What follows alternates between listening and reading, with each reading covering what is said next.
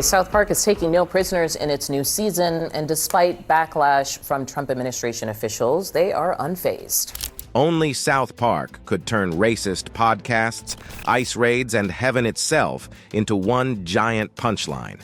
And in between, a savage takedown of Trump, DHS, and the influencers making money off hate. This episode isn't just wild. It's one of the most dangerous things South Park has done in years. To see why, we have to look at the bigger picture. South Park has never been shy about wading into political chaos. But season 27 didn't just wade in, it dove headfirst. The episode Got a Nut landed like a grenade in the middle of an already volatile political landscape. But to understand why this episode matters so much right now, we have to look at the larger backdrop. 2 weeks before this episode aired, South Park released its season premiere, which took direct aim at Donald Trump. It was one of the show's boldest and most controversial takes in years. The White House fired back, calling the show irrelevant and desperate. That alone might have been enough for most shows to back down. Instead, Matt Stone and Trey Parker doubled down. They widened the target, shifting from Trump himself to his enablers, mouthpieces, and the government agencies behind him, specifically ICE and the Department of Homeland Security. This wasn't just satire for the sake of jokes. It was direct commentary on the militarization of immigration enforcement, the commodification of political outrage, and the cynical way conservative media figures monetize division. South Park's creators weren't just lashing out. They were pointing out a system. The timing couldn't have been sharper. The Department of Homeland Security had just shared a promotional post on social media using a still from the upcoming episode. Yes, a federal agency used a South Park image, likely without permission, to try to recruit ICE officers. The caption? "We're hiring." South Park immediately fired back with one of the most brutal social media clapbacks in TV history. "Wait, so we are relevant? Hashtag eat a bag of dicks." The post went viral. The ratio was astronomical. But more importantly, it lit the fuse for what was about to come. What started as a cartoon gag had become a real-world cultural flashpoint. DHS, Charlie Kirk, and even Vice President J.D. Vance jumped in with reactions, some joking, some serious, all playing into South Park's hands. Clyde Donovan wasn't supposed to be the provocateur. That's Cartman's domain. But in a twist that sets the stage for everything that follows, it's Clyde, not Cartman, who emerges as the face of fourth-grade extremism. This creative pivot was more than just a gag. It was South Park's way of subverting expectations to say something pointed about influence, profit, and how easily hate speech becomes a commodity. The setup is casual. Kyle is venting about a podcaster spreading anti-Semitism, misogyny, and far-right rhetoric. Naturally, the audience assumes Cartman is the culprit. But then, bam, it's Clyde. And this misdirection isn't just for laughs. It underlines how normalized this kind of speech has become. Clyde's justification? He was just trying to make his nut. That phrase becomes the episode's mantra. It's about making enough money to cover your bills. And in Clyde's case, it's $60 a week. The punchline is that he's not radicalized. He's just monetizing division. He makes statements about Jews, women, and minorities, not because he believes them, but because he knows they'll go viral. And as soon as the outrage hits, he pivots into an ad read for his supplement sponsor. It's a scathing portrayal of how shock value content gets packaged for profit. South Park draws a direct line between this behavior and real-life online influencers who build careers on bigotry, all under the guise of free speech.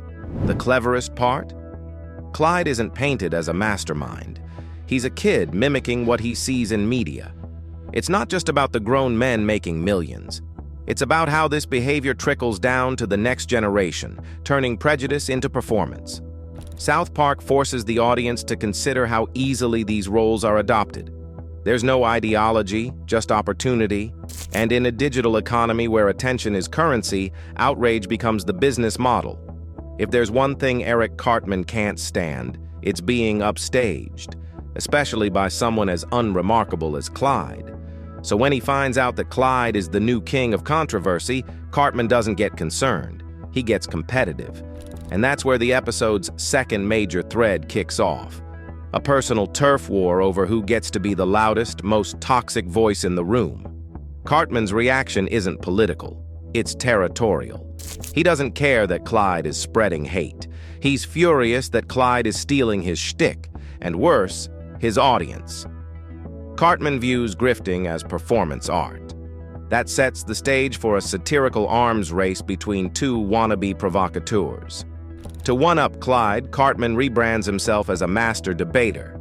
The pun is obvious and juvenile, but it's also smart. South Park layers it with double meaning. On one level, it's a crude joke.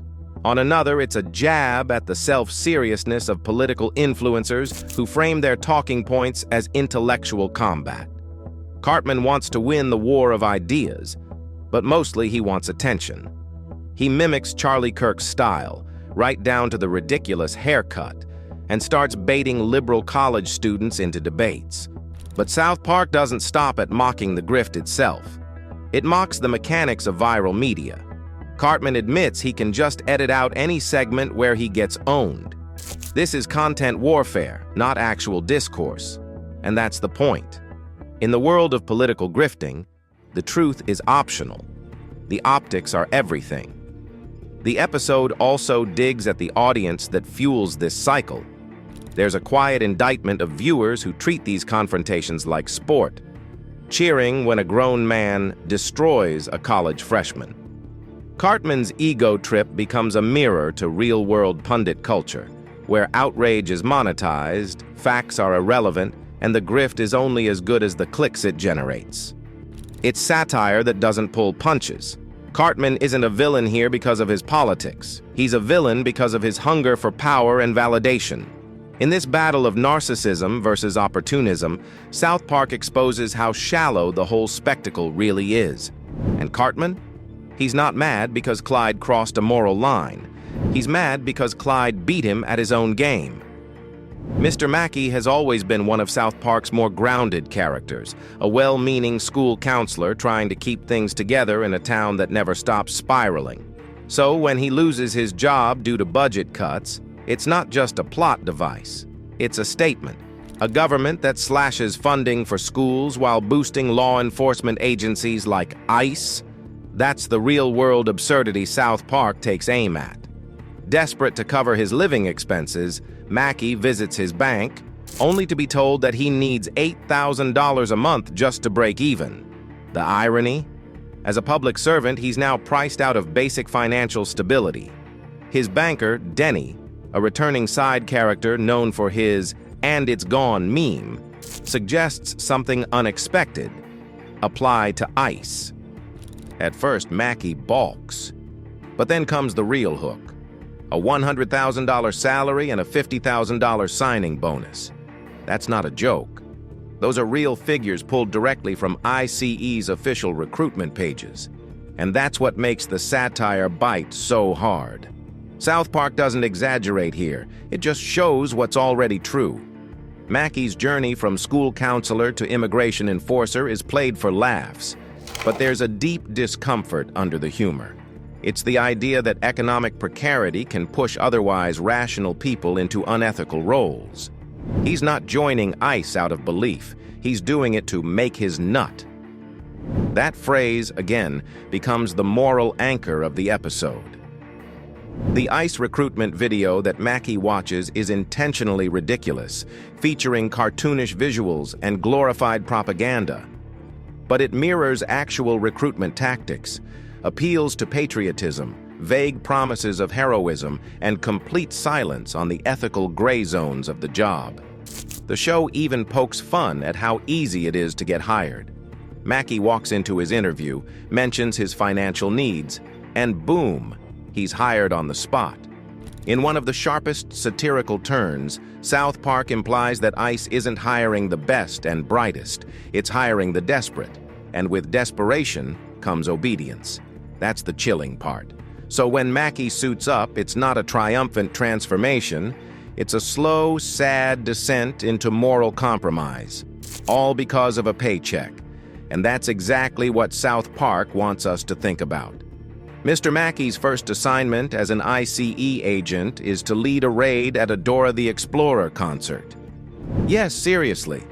It's as ridiculous as it sounds, and that's the point. South Park doesn't just lampoon ICE. Dora, a character meant to teach kids Spanish and celebrate Latin culture, becomes the stand-in for every innocent immigrant swept up in ICE's dragnet. The setting is surreal, a children's event with balloons, music, and masked ICE agents storming the stage. The phrase, "If it's brown, it goes down," barked by Kristi Noem's character during the raid, isn't just offensive. It mimics the blunt, dehumanizing policies critics have accused ICE of using in real life. South Park exaggerates the language to make the racism undeniable, leaving no room for euphemism or political spin. And it doesn't stop there. Yes, Mackey and his squad literally raid heaven, rounding up angels based on the color of their skin. The absurdity turns biblical, but again, there's a deeper message. South Park is showing us what happens when blind enforcement meets unchecked authority. These scenes also lampoon the idea that ICE sees itself as a moral crusade. Mackey, still adjusting to his new role, becomes visibly uncomfortable. He's swept up in something he doesn't fully understand, acting out orders in environments where compassion should matter. But South Park doesn't let him off the hook. Few political figures have received as savage a treatment on South Park as Kristi Noem in this episode. While the show never shies away from targeting powerful people, Noem's portrayal goes beyond parody. It's a character assassination delivered with the force of a sledgehammer, and it's rooted in something real. In 2024, Noem admitted to shooting her own dog in the face. South Park took that headline and ran with it, turning her into the episode's most sadistic character. She's introduced in an ICE orientation video, recounting the dog incident with emotionless calm. "Sometimes doing what's important means doing what's hard," she says. In real life, those were nearly her exact words. That cold justification becomes a recurring theme. Every time she appears, she's murdering another innocent-looking dog, including a service animal and even Crypto, the superhero dog from DC Comics. South Park presents Noem as someone completely detached from human or animal empathy. She's obsessed with toughness, blind loyalty, and aesthetic perfection, symbolized by her face, which literally begins melting off due to excessive Botox.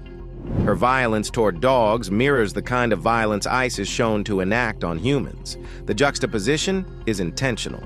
It's easier for some audiences to be horrified by a dead puppy than a deported child. South Park knows this and weaponizes that disconnect for maximum effect.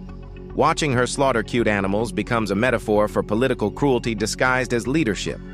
What's wild is that Noem actually responded to the episode. She called the portrayal sexist and shallow, claiming that mocking her appearance was a cheap shot. But South Park anticipated that too.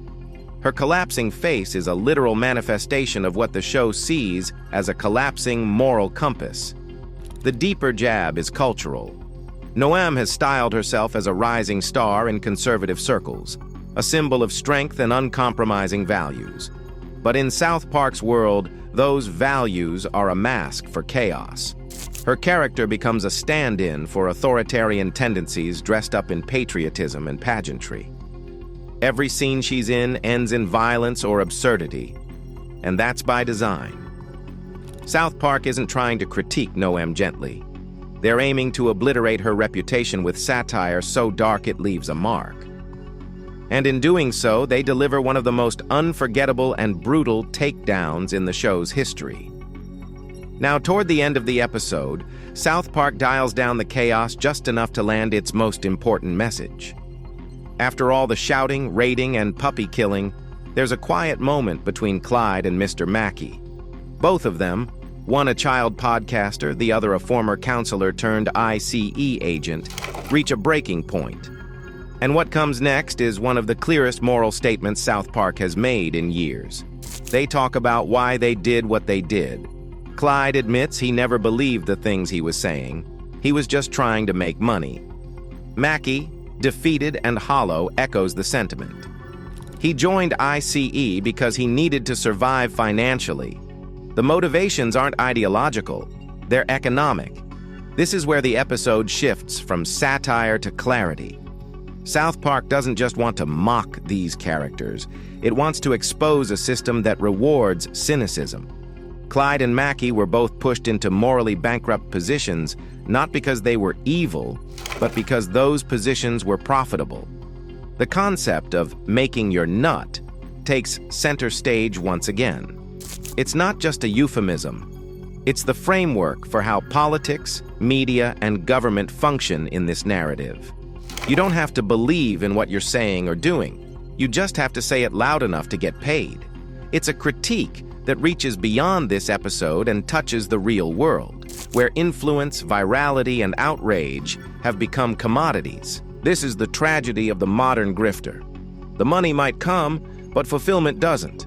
The more you lie, posture, and perform, the more disconnected you become from who you were. And South Park, for all its over-the-top delivery, manages to make that message resonate. The brilliance here is that South Park doesn't paint Clyde or Mackey as villains. They're victims of a system that rewards outrage and punishes sincerity. The true antagonists are the incentives that make bad behavior lucrative.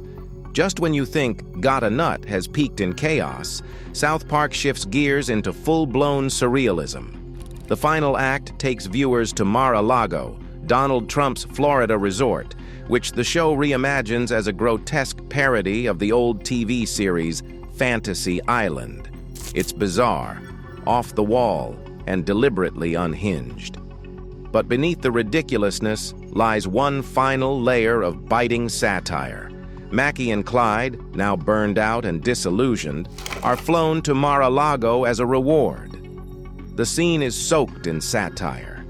Instead of a luxurious resort, Mar-a-Lago is portrayed as a deranged playground for the powerful, complete with servants, rituals, and dystopian vibes.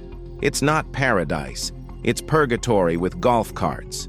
Trump is depicted in his usual South Park form, over the top, slightly senile, but always in control.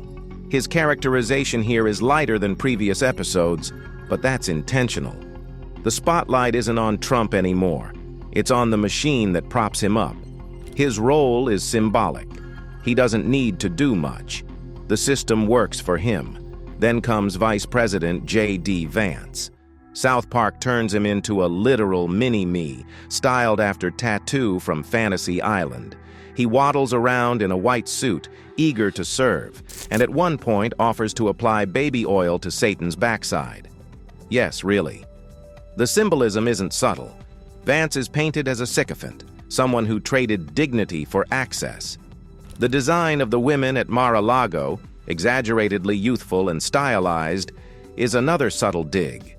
It's a jab at how power structures often demand youth and image over substance, especially from women. South Park's visuals say what the characters don't. Once the dust settled from the episode's broadcast, the real show began, on social media. Got a Nut didn't just exist on screen.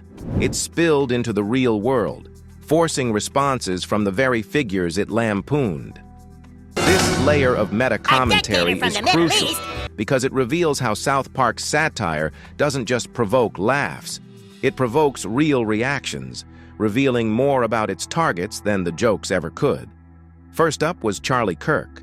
Within hours of the episode's airing, Kirk had changed his profile pictures on multiple platforms to feature the Cartman version of himself.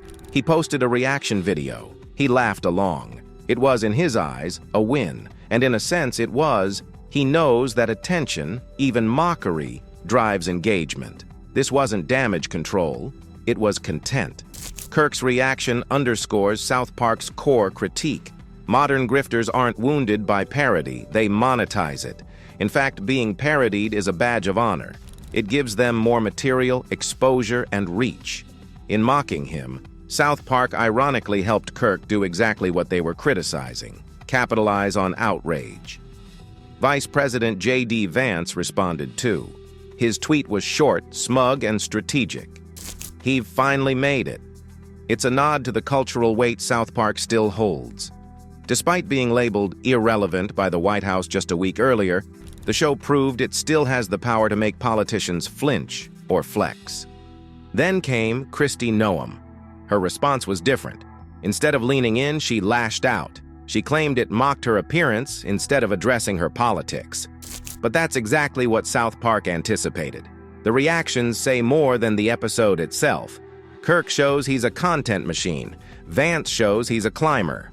Noem shows she's thin-skinned.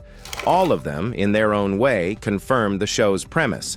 Politics today isn't about policy or principle. By the end of Got a Nut, it's clear that this wasn't just a typical episode of South Park. It was a warning shot, a mirror, and a cultural gut check rolled into one. Through wild imagery, grotesque exaggeration, and dark comedy, Matt Stone and Trey Parker delivered one of the most brutal critiques of modern politics, media, and enforcement culture in years. What makes it resonate is how timely and targeted it is. We're living in a moment where grifting isn't a fringe tactic, it's the business model. Politicians, influencers, and institutions alike are chasing virality over values, dollars over decency. South Park's genius lies in its ability to exaggerate just enough to show the truth underneath. A raid on heaven might sound ridiculous, but the point is chillingly real. If a system is built on prejudice and unchecked authority, it will justify any action no matter how absurd. That's the essence of satire. To make you laugh, then squirm. In the Trump 2.0 era, where entertainment, ideology, and influence are one and the same, South Park proves it still knows how to hit nerves. Even more remarkable is how the show captured the political backlash in real time. The White House's claim that South Park was irrelevant only amplified its voice. Politicians reacting to their caricatures made the satire even sharper. In a world where narratives are carefully managed, South Park remains defiantly unpredictable. That unpredictability is part of its cultural power. It refuses to be pinned down. It will roast the left, the right, and everything in between. But with Got a Nut, the focus is squarely on the mechanisms of power and the emptiness that lies beneath so much of modern political theater. So why does it matter? Because Got a Nut didn't just skewer characters. It skewered systems. It asked viewers to consider what we normalize when we laugh, what we reward when we click, and who we let shape the story. And in doing so, it reminded us that sometimes the most honest voice in politics is a cartoon. Thanks for watching. If you enjoyed the video, hit like, subscribe, and drop a comment below. More great content coming soon, don't miss it. Turn on the bell so you're always in the loop.